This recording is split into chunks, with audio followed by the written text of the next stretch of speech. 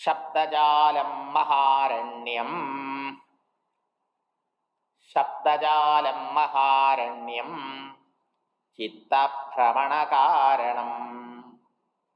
ചിത്തഭ്രമണകാരണം അത പ്രയത്നാത് ജ്ഞാതവ്യം. അത പ്രയത്നാത് ജ്ഞാതവ്യം തത്വജ്ഞൈ തത്വമാത്മനഃ. തത്വജ്ഞൈ തത്വമാത്മനഃ. ഇപ്പൊ പൂർവശ്ലോകത്തിൽ സൂചിപ്പിച്ചു എന്തിനു വേണ്ടിയിട്ടാണ്, ആര് എന്ത് ചെയ്യണം, എന്തിനു വേണ്ടി ചെയ്യണം എന്ന് പറഞ്ഞു. ആരാണ് ശാസ്ത്രം പഠിക്കേണ്ടത്, എന്തിനു വേണ്ടിയിട്ടാണ് ശാസ്ത്രം പഠിക്കേണ്ടത്, ശാസ്ത്രം പഠിക്കേണ്ട ലക്ഷ്യം എന്താണ്, എല്ലാം വ്യക്തമായിട്ട് പറഞ്ഞു. എന്നിട്ട് ഇവിടെ പറയണു ശബ്ദജാലം മഹാരണ്യം ചിത്തഭ്രമണ കാരണം. ഈ ശാസ്ത്രവും ഒരു വൻ കാട് പോലെ അത്രേ. ശബ്ദജാലം, ജാലം എന്ന വാക്കിനർത്ഥം ഒരു എന്താ പറയാ, വല എന്നാ, നെറ്റ് അല്ലേ. ശബ്ദജാലം പലതരത്തിലുള്ളതായ ശബ്ദങ്ങൾ, പലതരത്തിലുള്ള സ്ക്രിപ്റ്റേഴ്സ് നടത്തും ഇവിടെ. ശബ്ദജാലം എന്ന് പറഞ്ഞാൽ ഒരു വലയിൽപ്പെട്ട കിളിക്ക് എങ്ങനെയാണോ അതിന് പുറത്ത് കടക്കുന്ന ലക്ഷ്യത്തിൽ പറഞ്ഞ് ഉയരാൻ പറ്റാത്തത്, ഇതുമാതിരി നമ്മളും ഈ ശാസ്ത്ര പഠനം എന്നുള്ള ഒരു ഭ്രമത്തിൽപ്പെട്ടാൽ, ഒരു ശാസ്ത്രം കഴിഞ്ഞ് വേറൊരു ശാസ്ത്രം, ഒന്നൊരു ഗ്രന്ഥം കഴിഞ്ഞ് വേറൊരു ഗ്രന്ഥം, ഇങ്ങനെ ആൾക്കാരിങ്ങനെ ശാസ്ത്രത്തിന്റെ പുറകെ പോകും. അതുകൊണ്ടാണ് ശാസ്ത്രം പഠിച്ചു കഴിഞ്ഞാൽ ഒരു ഗ്രന്ഥം പഠിച്ചാൽ മതി, നമ്മുടെ ലക്ഷ്യം എന്താണെന്നും അതെങ്ങനെ നേടാൻ കഴിയുമെന്ന് എല്ലാം വ്യക്തമായിട്ട് മനസ്സിലാക്കാൻ സാധിക്കും. പക്ഷെ അതിന് പരിശ്രമിക്കാതെ എന്ത് ചെയ്യണു, ഒന്ന് കഴിഞ്ഞാൽ ഒന്ന് കഴിഞ്ഞാൽ ഇങ്ങനെ ഡിഫറെന്റ് സ്ക്രിപ്റ്റേഴ്സിന്റെ പുറകെ പോകണം. അതൊരു ട്രാപ്പ് തന്നെ, ശാസ്ത്രവാസന എന്നാണ് അതിന് പറയാം. അതൊരു മഹാ അരണ്യം പോലെയാണ്. വലിയ പെരും കാടിന്റെ ഉള്ളിൽ പോയാൽ നമുക്ക് വഴി അറിയില്ല, എങ്ങനെ പുറത്തു കിടക്കണം അറിയില്ല, അതിൽ പെരും കറങ്ങിക്കൊണ്ടേയിരിക്കും അല്ലേ. അതാണ് ചിത്തഭ്രമണ കാരണം. നമ്മുടെ മനസ്സിനെ ഇങ്ങനെ ഭ്രമിപ്പിച്ചുകൊണ്ടേയിരിക്കും, വാണ്ടർ ചെയ്തുകൊണ്ടേയിരിക്കും, മനസ്സിന് അസ്വസ്ഥതയും അശാന്തി ഉണ്ടാക്കിക്കൊണ്ടേയിരിക്കും. അതൊരു ലക്ഷ്യത്തിലെത്തില്ല. പിന്നെ ഓട്ടം കറങ്ങിക്കൊണ്ടിരിക്കുന്ന ആൾക്ക് ലക്ഷ്യത്തിലെത്താൻ സാധിക്കില്ലല്ലോ. അതെ, അതുകൊണ്ട് അതിൽപ്പെട്ടു പോകരുത്. വേണ്ടത്ര ശാസ്ത്രം നമ്മൾ പഠിക്കണം. അതെന്തിനു വേണ്ടിയിട്ടാ, എന്താണ് നമ്മുടെ ലക്ഷ്യം, അതെങ്ങനെ നേടാം എന്ന് അറിയാൻ വേണ്ടിയിട്ട്. അറിഞ്ഞു കഴിഞ്ഞാൽ പിന്നെ എന്ത് ചെയ്യണം, പ്രവർത്തിക്കുക വേണ്ടത്. പലപ്പോഴും ആളുകൾ അതിന് ക്ഷമിക്കുന്നില്ല. അതുകൊണ്ട് ആചാര്യസ്വാമികൾ വിവേകചൂടാമണിയുടെ ആരംഭഭാവത്തിന് ശിഷ്യന് വേണ്ടത്ര താക്കീതുകൾ നൽകുക. അതുകൊണ്ട് പ്രയത്നാജ്ഞാതവ്യം, എത്ര പ്രയത്നിച്ചും കഷ്ടപ്പെട്ടും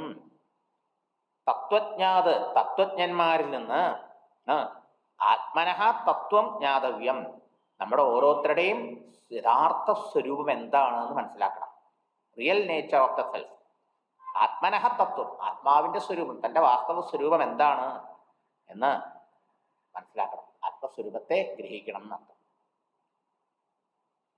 അപ്പൊ ആത്മസ്വരൂപം എന്താണ്, താൻ ആരാണ്, തന്റെ യഥാർത്ഥ സ്വരൂപം എന്താണ് എന്ന് വ്യക്തവും സ്പഷ്ടവുമായി ബോധിക്കാൻ വേണ്ടി മാത്രമാണ് ശാസ്ത്രം.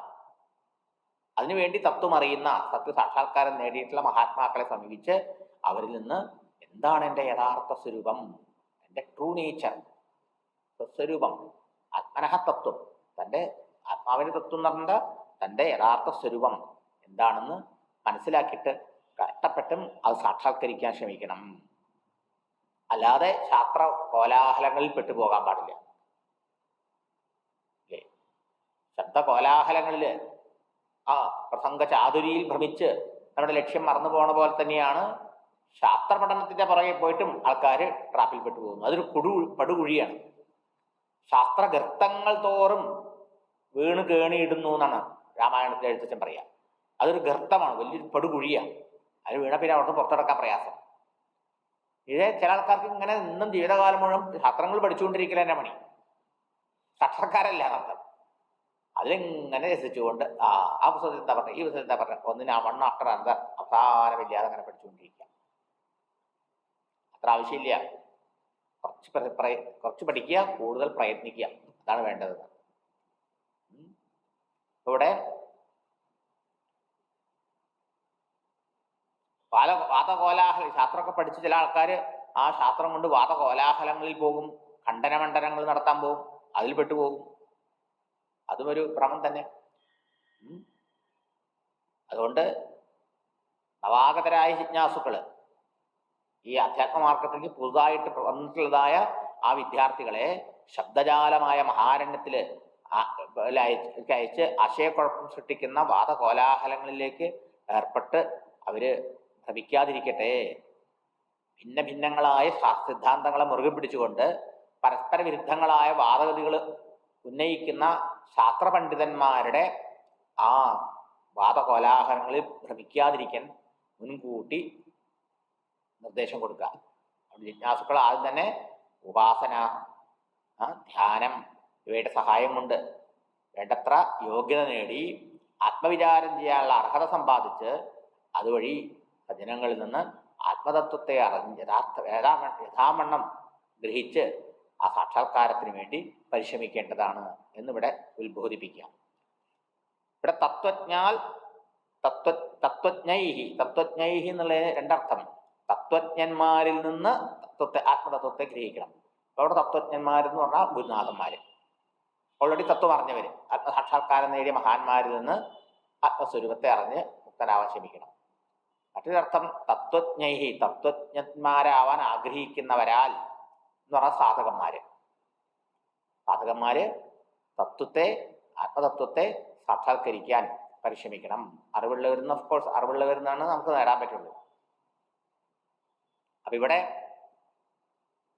വാദത്തിന് വേണ്ടി മാത്രം ശാസ്ത്രവ്യാഖ്യാനങ്ങൾ നടത്തി ശബ്ദ കോലാഹലം സൃഷ്ടിക്കുന്നത് ഇരുളടഞ്ഞ് ഭയാനകമായ കൊടുങ്കാറ്റിൽ അകപ്പെടുന്നത് പോലെ ആവൽക്കരമാണ്.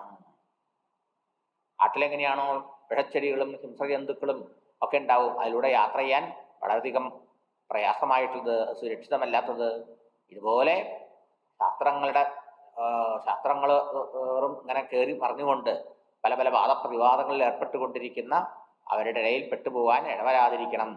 നിനക്ക് അതിനെ പരമലക്ഷ്യത്തിലെത്തിക്കില്ല. മാത്രമല്ല അതൊക്കെ വേണ്ട പോലെ ഉൾക്കൊള്ളാനും നിനക്ക് സാധിക്കില്ല. ആകെ കൺഫ്യൂസ്ഡ് ആവുകയും ചെയ്യും, ആശയക്കുഴപ്പത്തിലെത്തും. അങ്ങനൊന്നും വരാതിരിക്കട്ടെ എന്ന് ഗുരു മുൻകൂട്ടി തന്നെ ശിഷ്യന് മുന്നറിയിപ്പ് കൊടുക്കുക ഈ ശ്ലോകത്തിൽ. അയ്യോ